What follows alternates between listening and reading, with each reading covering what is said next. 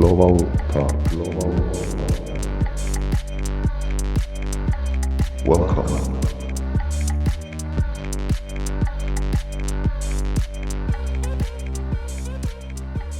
Thank you for joining us. We are very happy to be on this podcast with great leaders in the world of business, foreign trade, and disruptive thinking.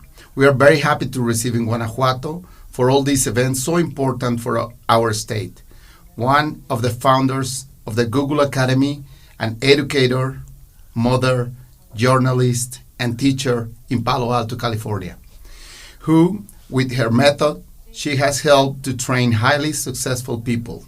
Esther, thank you very much for joining us and sharing a little bit of your experience. We know that you have a lot of things to share with us, but thank you for being with us here in León, Guanajuato for the Forgo.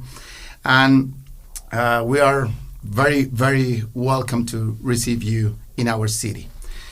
I would like to start to asking you, how did your interest in generating new teaching methodologies come about? Well, first, thank you very much for inviting me, and I'm very happy to be here, and I'm very happy to answer that question. So, the origin of this new teaching method actually began when I was a student, because I remember growing up that I was never allowed to collaborate with my friends, and I was punished if I collaborated. As a matter of fact, until 2005, the designation of collaboration was called cheating.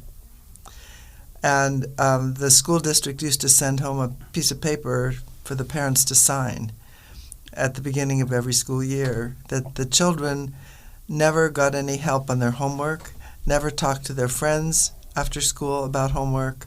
They had to work by themselves. And then the schools of education used to promote students working independently. They always used to say, independent work, show your work, don't talk to your friends. And I just remember as a student myself that all my friends used to ask me to help them, and I wasn't allowed to do that. Oh, wow. And so, no, that was true.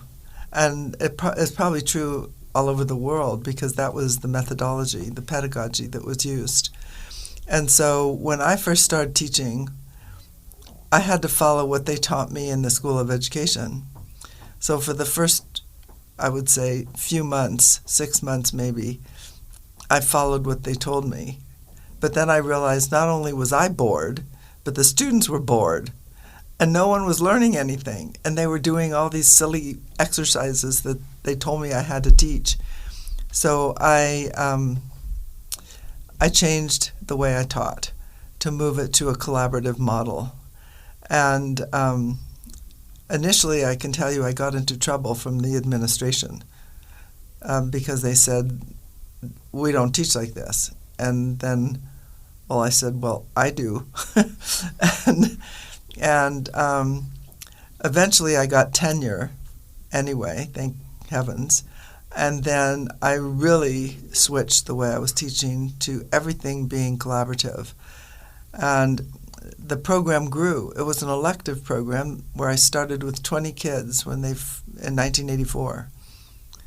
And then the program kept growing, and the kids were signing up for it. So 3 years after I was first started, there were already 60 kids signed up for the program. And the administration wanted to know what I was doing. They actually thought I was handing out pizza to the kids. They thought that was the big attraction. Okay. But in fact, it was freedom and the ability to work with your friends that made a big difference. Oh, wow, that's great to hear. And so how do you think about the communication and collaboration has been changed from the, 3 decades ago from now? Well, so now everybody is aware of the fact that collaboration is how kids learn. And there's a lot of documentation in the schools of education that the most effective way to learn is to collaborate and to do project-based learning. The problem is it takes a lot to change the system, a lot, because changing culture is really hard. And teachers still think the main thing they should do is lecture all the time and then have the kids answer questions. You know, you heard the lecture. Did you write it down? Okay, now you have to answer the questions. If you can't answer the questions yourself, you didn't listen. You can't ask your friend. No, that's cheating. So that's what's still going on. It's not just in Mexico or Latin America. It's worldwide. And the whole system is based on the Napoleonic methods from that era, Napoleon in France, because Napoleon wanted to standardize education. He wanted, when you graduated, he would be able to take people into the army that had a standard education. They could all do the same thing. And so that's part of where it's coming from. And you know, all these other countries copied each other. Well, you know, Napoleon conquered a lot of the world, right? And they thought, oh, this must be a good method. So the same thing, the same methodology is still in effect today, even though we don't need it. So what we have to do to change that, because we really need as humans to, you know, change the way we learn, and not only to memorize the things, but to rationalize the things. To be able to think, is this a good solution for this, you know, period in time? Is this the right answer? And can we think independently? And so I think it's important.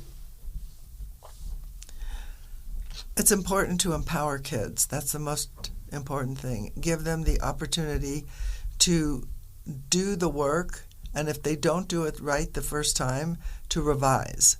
I think the idea of revision needs to be built into education, because then you get the idea that if you didn't do it right the first time, it's okay to do it the second time or the third time. And that's what I built into my teaching program.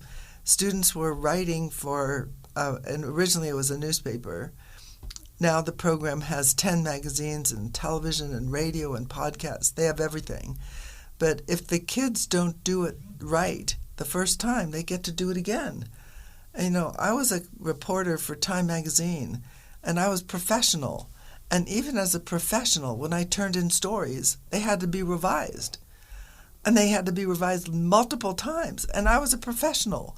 So, you know, why do we expect kids to turn in a paper in school? They're not professionals, but you expect them to do it perfectly. And if they don't do it perfectly, well, they don't get a chance to do it again. That's really a crazy system. So that's what I changed in my program. As, you know, if you were writing for the newspaper, you got to revise your articles, the same for magazines. On television, we had television every single day. The kids practiced before, and then they did their television show, and if they made a mistake, it was like not a big deal. They're just corrected for tomorrow. Yes. And same thing for the podcasts. We had very nice podcasting studios. We have 6. And it's important for kids to learn skills for the 21st century. I mean, aren't we living? This is 2022 as far as I'm concerned. Yes. And so we need to live in the world as it is today, not as it was 50 years ago. Oh, yeah. Yeah. You know, and it came to my mind about one thing that I always think, you know, about the right, wrong, yes, no, qualifications, 1, 5, 10, A, B, plus. I say, why we need that type of qualifications to measure our progress? Because with all that you mentioned, it's totally different. Well, right? So I see grades as the most inhibiting factor. Yeah. Kids are afraid to get a bad grade, so they won't try anything new. And then if they get a bad grade, they don't have a chance to fix it or to make it up. And so then they're afraid to try on the next thing and the next thing. And so kids that are poor in math is the worst. Because if you don't do it right on a test, the teacher's like, oh, you didn't learn it. Too bad. But do they go over it again and teach it again? No. They just move to the next subject. So, I mean, how are you supposed to get good at math if you can't, you know, revise what you didn't understand? That just makes sense. Oh, yeah. And so I think what happens is the teacher doesn't want any more work. You know, I don't want to correct your paper again. So I already corrected it. You're done. Now you have to move to the next thing. And that's the wrong attitude. Oh, yeah. So it limits a lot of opportunities to explore new things for the kids. But then maybe we need to teach the teachers? We need to teach the teachers. The teachers are the number one people we need to teach.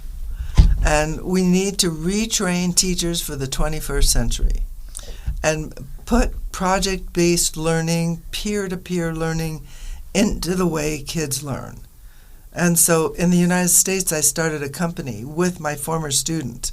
He's the CEO, and it's called TRACT, TRACT.app. And you can just think of traction, but it's TRACT.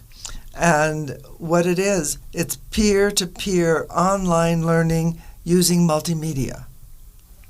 And so the older kids in grades 9 through 12, they create learning for kids in grades 4 to 8. And they do that as an extra. They get special credit for doing it. And the kids in the younger grades love it because there's nothing more engaging to a young kid than an older kid. You know what it's like. Kids that are just a year older, like, they feel like special because someone paid attention to them because they're just a little older. So this method works, and so that's what I'm hoping to bring also to Mexico.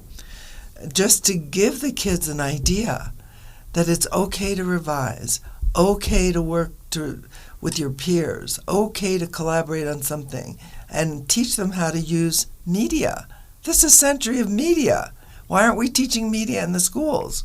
Why? It's crazy. It's just like, what if we didn't teach kids in the early part of the 1900s how to drive?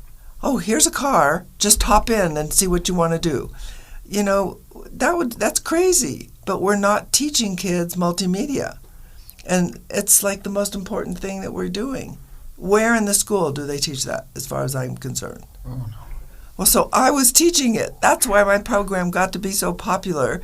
Now, today, there's 800 kids in this program, and it is in Palo Alto, California. And the city of Palo Alto passed a bond to build a 25,000 square foot building for this program. Oh, wow. Thank you to the city of Palo Alto and to the taxpayers. So you need also some leaders that had the same vision and acquire that methodology that you are teaching? Yes, we need some leader. It's not hard. It's easy to teach other teachers to do it. It's a mind shift. And that's what we need to do, and that's what I'm hoping to do here in Guanajuato, and help teachers understand that they can teach in a different way and be more effective. And actually, let me tell you, teaching in my method, it's much easier than it was in the old method. Because when I first started teaching, I had to talk all the time, 5 hours a day. It's a lot of talking. Lose your voice. You lose your voice. I always got laryngitis. It's like, my God, why do I have that? But this way you don't have to talk all the time because the kids are talking to each other and they're teaching each other and they work together. And not only that, they're excited to come to your class. They want to be there.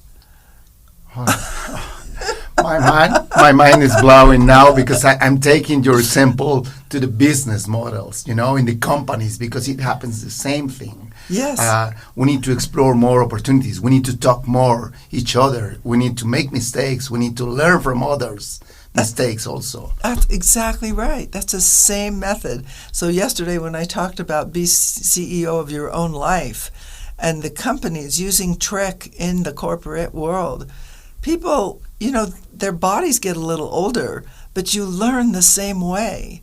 You learn from each other. You talk to each other. You build a sense of community. And feeling like you're included is so important. And many people in all kinds of business areas, they feel like left out. They don't feel included in what's going on in the company. And they feel like they're just doing a silly job and they don't know really why. Then they're not very productive. You're paying them a salary and they're not productive.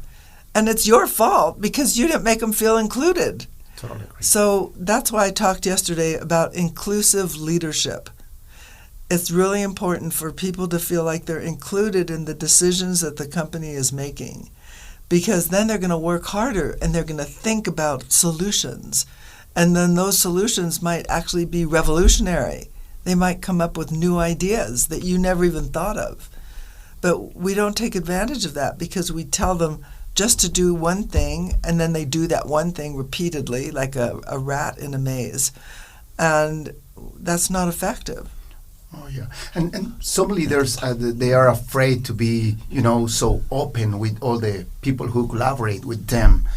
I don't know why, because they feel maybe that they're going to make a lot of mistakes and it's going to cost them a lot. But in the other side, they are losing the great opportunity to discover new things. That's right. Well, the main reason they're afraid to share, it's this fear of looking stupid. Oh, yeah. Everyone's like, oh my God, I don't want to look dumb. I don't want to look like I was like, we're all make these mistakes. And it's okay to look like you made a mistake and to look a little dumb, okay? The advantage is you share with other people because we all make mistakes. We're human. Oh, yeah. Okay. I don't know any humans that don't make mistakes. Yes, you're right. And with all these things and the challenges that we have in front, I would like that you share with the audience, how did you become part of the Google Academy? Oh, tell us a little bit. I'll tell you that story. So, Google started in my daughter's garage, Susan. And she bought a new house. Wasn't new, but it was new for her. And then she was having some problems paying the mortgage because, she got excited about the house and forgot about the mortgage. And then, the idea was like, well, so how are you going to pay for this mortgage? Well, there's two ways. One, your mom or dad can pay, and the other is you go and find some other way to get paid. So I suggested, and she was very open. I was like, well, why don't you go and see if you can rent the garage? This is a 6-bedroom house for 2 people. Why do you need 6 bedrooms? Do you change bedrooms every night or something? So she went out and looked around, and then she accidentally found these 2 guys that were looking for a place to have their company because they outgrew their dorm room. And it just happened to be Larry and Sergey, Google. And so that was the first home of Google. It was in her garage. And yeah. And so for a few years, they were there actually for about a year. And then they moved to another place. And then they hired her. She decided, hey, these guys have something that looks good. I might as well work for them. And they hired her to figure out how to make money. They said, we know how to find information. We have an algorithm. Well, we don't know anything about the business world. We can't make any money. So if you want this to work, you have to figure out how to make money. So that's what the first thing she was doing. And PR, how to do PR for a company, both of those things. And so in the meantime, I got to know Larry and Sergey. And as a teacher, I said, after a year or two, I was like, wow, this is a great product. We should use it for teachers. And, why don't we have Special Teacher Academy? And he's like, Larry is the one that said this. He's like, Google is education. All you have to do is type it into the search bar and you can find what you want. We don't need something special for teachers. Oh. And I was like, oh, really? Well, I'm a teacher and I think we need it. So this went on all the time. Google started in 1998. This went on until 2005, this conversation. Then in 2005, something happened at Google. That was still a very small company. They had a project called Project Lollipop. And they're like, we can't figure out what to do with this project. We need to bring in an expert, an educator. So that was me. So I came in on Project Lollipop. And in 2 weeks, I figured out Project Lollipop was like never going to go anywhere. And so then their philosophy is if they hire you at Google, they don't fire you the next week. So they're like, well, look around the company and see what you want to do. And I said, well, I know what I want to do. I want to start a special program for teachers, Google EDU. And they're like, really? Well, we don't know about that. If you really want to do that, you're going to have to, first of all, you have to write the lesson plans yourself. It's like, okay, no problem. And the second thing, we have to do some research and see if teachers really want it. So I ran around the country doing research with teachers. They all thought it was a great idea. And then I did it together with another friend at Google, Kristen Fradella, and we started Google EDU. That's how it started. Wow. and so we held the first Google Teacher Academy. And and people said, "Oh, they're never going to come unless you pay them or something." Or and I said, "Well, how about if we just give them a little badge that says Google Certified Teacher?" And everybody's, "Really? You think they'll like that?" I said, "I bet they'll like it." Guess who was right? Oh, yes. So after 7 years so far, yes. they got the idea, yes. And then you start with this project. Yes. Okay. So what about this? A good idea in the right time is the best way to implement. Was a great idea in the right time because Google was already growing, and the teachers really needed to have some way to feel like they were connected, a special way. And so that's what we did. We tried to make them feel like they were important, because they are important. And we tried to then we had Google Docs. It first started as Writely. I worked on Google Docs. And then Google Spreadsheet, which is called Google Sheets today. And then Google Presentations, which started out with another name too. And the most important thing to me on those products was that they be collaborative. Because here we go with the collaboration again. Yes. And you see, they're collaborative. And then, the Google Teacher Academy grew and grew. Then it became all over the world. And today we have 90 million, maybe 100 million teachers on Google Teacher Academy, Google Tools, Google Classroom. Now they have so many things, and the Google teachers are now called Google Innovators. I like that because they are innovators, and so we need to recognize them for being innovators. Yes, so innovation and collaboration, it's part of the philosophy that every single entrepreneur or every human has to follow that recommendation. But I would like to learn a little bit more about the methodology that you implement. If you can explain in more detail about the methodology that you follow through. So it's my pedagogy, the methodology that I follow. So in my classes, the classes started usually in the 9th grade. I was just teaching English, and it's required for all students to take English. And then I brought in journalism just a little bit, not a lot. And most of the kids that were in my 9th grade English class elected to take the journalism program. And in that program, I started out as just a regular teacher because I didn't want them to be shocked. Regular teacher lectures all the time and then expects you to take notes, and the same thing that's going on everywhere in the world. But then I gradually shifted over a 10-week period from being the one that was doing all the talking to having them work together on projects. Anything that I assigned was project-based. They had to interview each other. They had to go out in teams and interview strangers. You can't believe how terrified kids are to interview strangers. And then I had them also come up in front of the class, not a lot, just maybe 15 minutes, and then explain what they did when they were interviewing strangers and what their responses were. So I gradually moved into a format where the kids taught each other more of the class time. And then by the end of the semester, that was a 20-week period, kids were used to collaborating with each other and working together with each other to come up with the stories. Then they went from this beginning class into the advanced class.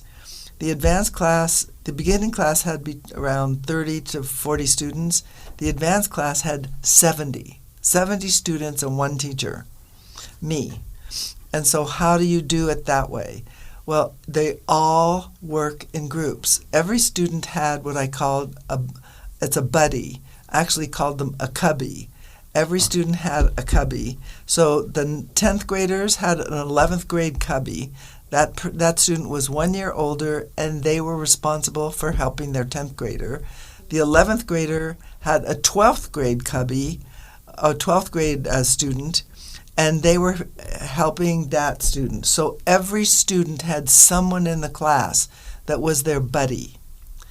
And so they worked all the time in teams because I sent them out into the community to get information, to write stories. And so I had to trust them to get the information right and to work in teams. Because as a journalist, you know, if you don't get the information right, you get sued for libel. Okay. Yes. And in the state of California, the person that gets sued and arrested is the teacher. Oh, wow. So can you imagine the amount of trust I was putting into these kids? And then I was publishing their stories? Yes. That's a big deal. Yes. But I can tell you, those kids, they so valued my trust that in 40 years of teaching, I never had a problem. Wow, that's amazing. But that's what happens when you trust Yes. them. They also trust themselves. They work with each other to help each other. And a lot of those kids went on to become, incredible entrepreneurs or professionals. And that is how I got that name, the godmother of Silicon Valley, because so many of my students went on to amazing careers. And they had to believe in themselves to be able to do that. Oh, that's great to hear that. That's great. And you mentioned a word that it's essential on all of this formula, Right. Trust. Trust. Right. In the middle of everything that we do. So what would you recommend to the Guanajuato business and teachers community to successfully conduct their business or duties by applying your method? Well, first, I would like to work with the teachers here. Okay. I think that would make a big difference. And then I would like to work with the CEOs and business owners, because I think that the leaders, if they can feel like they trust the people in their companies, those people working for them are going to be much more productive and much happier. It's called inclusive leadership, because you're empowering the people that work for you to be more active. Think about things that, what the company's doing. Right now, they're all thinking about their own single little job. That's it. Okay. I want them to be, it's a team. They're all working to make that company successful. Thank you for that. And before my last question, it came another one, because I'm intrigued about the way you think and the way you have been acting in your life with all this purpose of teaching and changing the world with the things that you are more passionate about. But I'm figured out if your parents, grandparents teach you something that you take with all your heart, and then that is why you are doing what you are doing, or tell me a little bit. I wish I could tell you that was the truth. But my father was born in the Ukraine. My mother was born in Siberia. I was the first one born in the United States. And my parents had a sort of a Russian approach to education, very top-down, but if you read my book, How to Raise Successful People, it's the story in there of what happened that changed my life. And basically, I'll just give you some short answer because we don't have a lot of time. But when I was 10 years old, there was something that happened that made me realize that if I did not make sure I could get the information myself, if I didn't believe in myself, and if my parents didn't believe in themselves and be able to find that information themselves, then it was going to be a life and death situation. So that really had a huge impact on me. And like I say, it's in my book in chapter 1. Awesome. Everyone has to read the book, and of course to pay attention on that. Yes. Chapter 1. So my last question for you, Esther, is what was it like to be here in Guanajuato at the Foro Go? What are your impressions in our event? Well, I thought it was an incredible event. I was so impressed with the production of the event. Beautiful. And then I was really impressed with all the people. Afterwards, so many people wanted to talk to me and have pictures and have me sign things. And the passion was great. And I really like Mexico. I like the culture. Everybody is really very warm culture and very artistic and musical, and they love good food, and I guess I love Mexican food too. So I was very happy to be here. Yes, I love salsa. I like beans. I like rice. I like tacos. I like burritos. Okay. All right, so yeah, that's my answer. I thought it was great. Great. Thank you. Thank you very much, sir. And it was a real pleasure to talk to you and to have you here in our state and to be participating in the Foro Go. So I'm very humbled to have this conversation with you. I just want to say big thanks. And I hope to see you very soon again with us in Cofose and Guanajuato. Oh, fantastic. Thank you very much. I really appreciate that. See you soon. See you soon. Gracias por escuchar Global Talk, un podcast de co-fundadora, coordinadora de fomento al comercio exterior del estado de Guanajuato. Hasta la próxima.